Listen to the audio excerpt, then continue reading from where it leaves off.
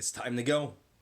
It's week 5, which means you've been at this for 7 weeks already, which means it is time for your mindset to start shifting from, okay, we're just getting better, to now it is time to go. It's time to put into practice what you've been getting better at all year, because it's time to push to the end.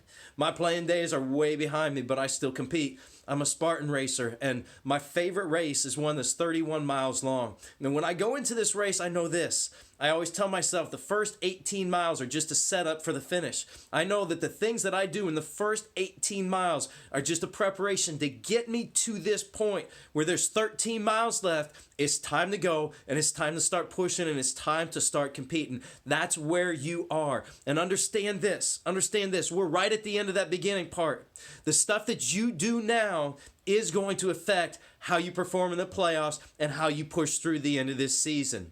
I love a story from Tim Tebow, right? He understood this. He understood that what he did at the beginning of his life was going to matter later. And I love the story he had when he was going into his freshman year of high school. He was in with a bunch of men, and they were having this contest to see who could do the most arm curls. And they were seeing how many times they could curl a 55-pound bar. And when it was his turn to go, he didn't want to just win. He wanted to set the bar so high that no one else would even try. No one else would try to beat him. He wanted to break everybody else's will. Dude did 315 curls. What he did there continued when he was at Florida. When he was at Florida as a freshman, he tells a story in his book how there was a tug of war competition, and he went up against one of the starting defensive linemen and drugged the dude out of the weight room. He did this as a freshman quarterback. He went on to have one of the best 4-year college careers of anybody in the history of college football. Every time he stepped on the field, he was the baddest dude on that field. And it all started when he was younger. And what he did when he was younger set him up to finish well. There's a guy in the Bible just like this. His name's Daniel. Daniel was captured as a prisoner of war and taken to a different nation when he was a teenager, about your age. While he was there, he had some choices to make. How is he going to live his life? It'd been real easy for him to sit back, look at his circumstances, and say, you know what, it's over. Like my life has been ruined. I can't believe all these things that are happening around me. I'm just done. But Daniel didn't. Daniel, he went beyond the temptation of just living with these people and doing anything that they wanted. And he lived his life when he was young with courage and with faith and with toughness. Courage, faith, and toughness. He did all of those things when he was young, and he made some choices. And you know what? Later in his life, it showed up because of the way he had prepped himself when he was younger. Later in his life, some dudes made this law. They said, if you pray to anybody other than the king of Babylon, you get thrown in a lion's den. Well, Daniel wasn't down for that, and he wasn't scared. So he went home, just like he always did, went upstairs to his room, and he prayed out loud. Everybody could hear him, and sure enough, he got thrown into the lion's den. But you know what? When he was going in there, he wasn't scared. He didn't say, I made a big mistake, because the stuff that he had done when he was younger, that tenacity, that grit that he had when he was younger, it carried him through this time. He got thrown into the lion's den. It's the most amazing thing. It says that the next day when the king went to look at him, he said Daniel was in there just chilling with the lions, right?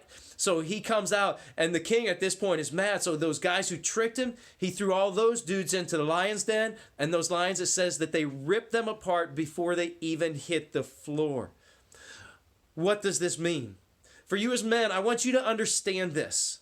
The way you are living your teenage life right now is going to affect how you are able to live your adult life as a man. The way you're acting in the classroom right now, how serious you're taking your studies, that's going to affect you how you perform in your career. Listen here. The way you're acting as you're dating right now is going to affect your marriage down the line. The way you act on the football field when it gets tough, the way you go through two-a-days, are you dogging it? Are you thinking about quitting? When the score, if you're in a game and the score gets out of hand, are you checking out? That toughness, that willingness to either quit or stay engaged and keep going, that's going to follow you through your whole adult life. When things get tough in your marriage, what are you going to do? You're going to quit?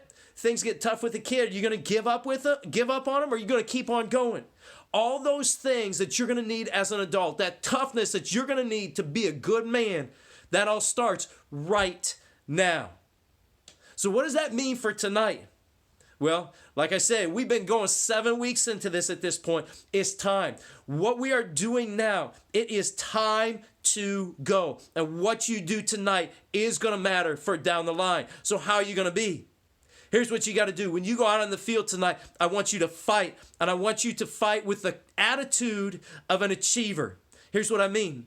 An achiever, somebody who's been there, done that. They walk out on the field and they got their head held high. And it doesn't matter what happens. They've been there. They've won it before. And they keep their head up high. Keep your head up tonight. Don't put it down. Don't sulk. Don't be sorry for yourself. Keep your head up and keep fighting. Fight with the attitude of an achiever. Fight with the courage of a champion. A champion's been through the battle. They've been tested. They've been tried and they've come out on top. Fight with the courage of a champion tonight. It doesn't matter. I don't care whether you're up by 3 scores or down by 3 scores or somewhere in between. It doesn't matter. Fight with the courage of a champion. Never, ever give up. Finally, fight with the spirit of a soldier.